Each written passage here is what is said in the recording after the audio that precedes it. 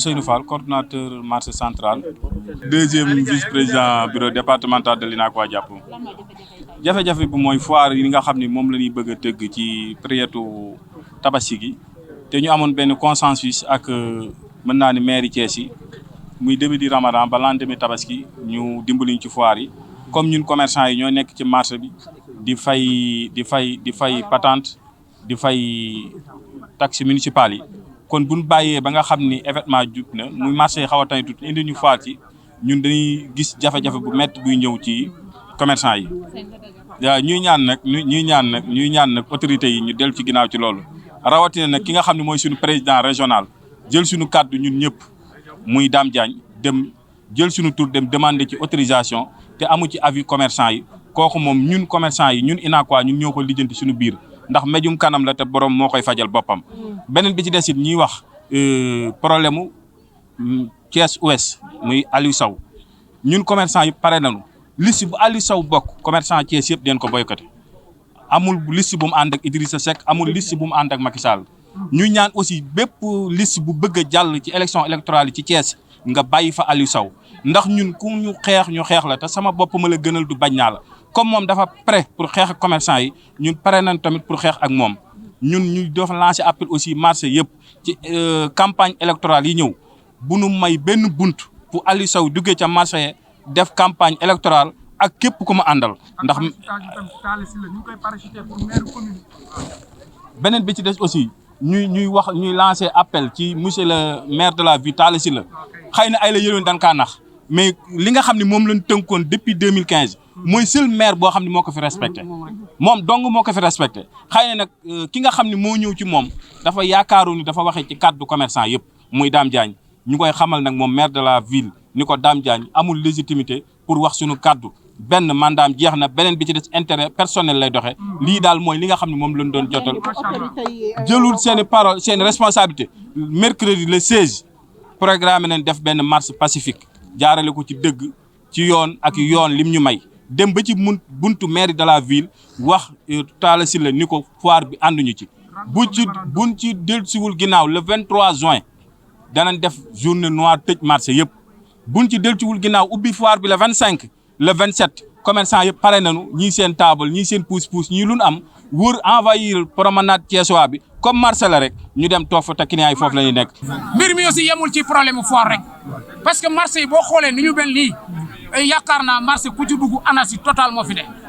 anarchie totale moo fi ne ci marché yi aussi mënuñu continuer di fay seen i droit benn droit bu ñoo xam ne ameel nañ la ko dañuy tëj sa cantine. looy tontu ñu ne élection yee jege rek commerçant yi dafa bari ay politiciens si biir. man de duma politicien. duñu ay politiciens. man Thierno sama bopp laa xam man duma politicien képp ku yaakaar ne boo ñëwee ci man ma politique la bul ñëw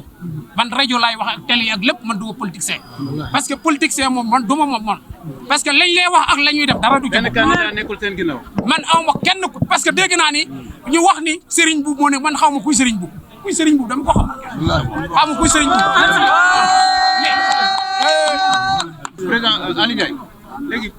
yéen yaakaar ngeen ne ab foire du fi am rek jaroon na mobilisation bi yëpp est-ce que jafe-jafe marché yi nekk biir Thiès 14 marché seen jafe-jafe rombul woon ab foire rek. waaw non xam nga bu fekkente dañoo am mobilisation bii ñu def du marché yëpp ñoom ñoo teew mais seen représentant ñoom ñoo teew te mal information dana tax bis boo nee damay jóg doo am ñu ñëw pour jógandoo ak yow moo tax ñu def point de presse bi en même temps di alerte ñi nga xam ay autorité lañ ci dëkk bi mais rawatina au niveau national pour informer leen xam ni ëllëg bu jafe-jafe amee wala problème am ñu xam ne ñun kat la ñu waroon def nañ ko moo tax tey ñu def déclaration bi ñu def waxtaan ci suñu biir avant ñu koy def nañ tournée ci marché yi bu ci nekk dem nañ fa ñun war a woo nañ leen ñun war a informer nañ te pour le moment incha allah jàpp na ni bu neexee suñu borom li ñu bëgg danañ ko am incha allah. mais dem ngeen ci commerçant yi am ngeen ci droit def politique am na est-ce que am na ñu bëgg politiser seen mouvement yi. bien sûr commerçant am na droit def politique commerçant sénégalais la nekk benn citoyen comme ni ko ñeneen ñi nekkee am nañu mbooloo beneen bi li nit ñi di dogal muy ñëw ci suñu kaw ñu koy xeex lu tax ñun du ñu dem di ko dogalee famille doge xanaa ñun duñu toog rek sax suñu di wax ni damay jëli di la indil mais ñun dañoo fas yéene dem bokk ci ñay nas ak di nocci commerçant yii ci Sénégal dañu daan wax ni commerce du politique ñun dañuy politique ba samba di ca demba la ñooñu di laaj ba tax mu mën a ñëw ci ñun duñu demandé loolu moo ne ci suñuy puus ñu toog ak moom ni nuut yor xel yanu xel am intelligent nekk ay intellectuel bu baax a baax a baax commerçant ay jànkati alxuraan ñoo fi nekk jànkati français ñoom ñoo fi ñu nekk anglais ñoo fi nekk dem partout dans les mondes nag di jënd ay marchandises di ko indi Sénégal kër goo fi gis loxo commerçant moo fa nekk oto boo fi gis commerçant moom moo ko fi indi kon jàpp naa ne commerçant mooy meilleure personne bi nga xamante ne tey ci Sénégal dañ ko war a teg ci place bi. kon lan ngeen wax politiciens yoo xam ne dañuy nar a ñëw pour mbubboo leen non ñun kenn du ñu mbubboo parce que ñun kenn du mënuñoo jënd kenn mënuñoo xoy kenn mënuñoo xëpp kenn mënuñoo xupp yii moom nañ ko xam politique nag da lay xëpp wala mu xupp la. mais élection bu jot ñun ragal luñ te ñàkkuñ. commerçant yi élection bu jot bokk ngeen ci ñiy jox seen kàddu Idriss Seck mais bu paree daf leen fi tegal koo xam ne bu demee ngeen ne suñu problème. non ñun joxatuñ pa kàddu si Idrissa Seck nii Macky Sall nii Idrissa Seck nii keneen lañ wax commerçant du xeex du xuloo carte la yor xam li mu war def di ko def donte bu njëkk nag amoon nañ problème ci yeewu ci côté yooyu mais léegi dafa am ñuy génn di indi am ñuy xool di gis am ñuy dégg di wax te ñooñu noonu dañuy wax ñi nga xam xamuñu woon loolu lañ toll du Idrissa Seck moo nuy conditionné fan lañ jëm du kenn ku ñuy tegal suñu kanam ñun ñooy xool kanu soob ñu jël ndaw ci ñun mu dem ci zone ba mu nekk mu bokk ca liste ba bokk ci ñooy def ca mairie ba ñëw di wax ci nit ñi soo amee jafe-jafe moom nga koy wax mu dem wax ko damaa jëlale maire mais élection législative laa wax de assemblée soxla nañ ci ay commerçants yu bëri yu ñu fa représenté waxuñu benn waxuñu ñaar te dana am incha allah merci beaucoup. C'est Badou Mbaye, responsable marché Moussanté, premier vice-président bureau départemental UNACOIS Diapo de Thiès. Quel est l'objet de votre rencontre aujourd'hui? L'objet de notre rencontre, c'est que les commerçants, membres du bureau départemental de l'UNACOIS Diapo, informent l'opinion publique que le président du bureau régional, Dame Diagne, a délibérément mis un terme à la convention de 2015 interdisant toute forme de foire du début de Ramadan jusqu'au lendemain de la Tabaski. Non seulement il n'a pas informé le bureau départemental, mais aussi s'est obstiné à organiser coûte que coûte une foire en dépit des normes de la convention si nommée. C'est pourquoi nous dénonçons fermement l'autorisation accordée par la maire de la ville Talla Sylla pour l'organisation de cette foire commerciale économique prévue du 25 juin au 10 juillet. Compte tenu du fait que le président Dame Diagne n'a aucun effort pour trouver un consensus avec le bureau départemental qui s'oppose fermement à l'organisation de cette foire, nous n'avons comme alternative que le seul moyen de continuer à nous s'y opposer d'une manière ou d'une autre. C'est pourquoi ce point de presse est axé sur 4 points principaux. Dénoncer la violation de la convention de 2015 par le président du bureau régional Dame Diagne, la manifestation des commerçants des différents marchés de Thiès pour protester contre l'organisation de cette foire, inviter les autorités, à savoir le préfet du départemental à Thiès et le maire de la ville Talla Sylla, à respecter les clauses de la convention de 2015. Inviter le président Dame Diagne du bureau régional à respecter les engagements par rapport à la convention qui interdit l'organisation du foire portant du début du Ramadan jusqu'au lendemain de la Tabaski. Car le président Dame Diagne, son mandat est épuisé depuis 2020. Il n'est ni légitime,